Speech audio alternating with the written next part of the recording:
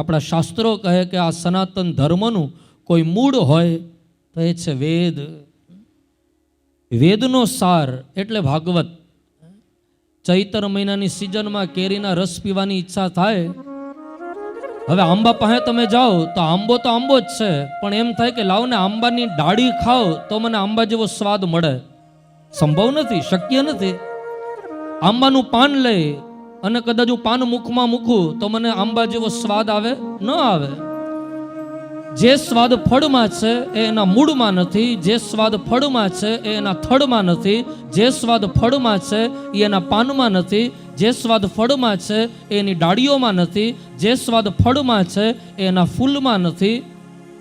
જે સ્વાદ ફળમાં તમને ને મને અલૌકિક અનુભવ થાય, અદ્ભુત. એમ કદાચ કોઈને વેદ સાંભળવા ગમે ન ગમે, કોઈને ઉપનિષદની વાતો ગમે ન ગમે, કોઈને અલગ અલગ પુરાણોની કથા સાંભળવી ગમે ન ગમે, આ કોઈ મૂળ છે, કોઈ થડ છે, કોઈ ડાળી છે, કોઈ પાન છે, પણ ફળ કયું તો કે ભાગવત.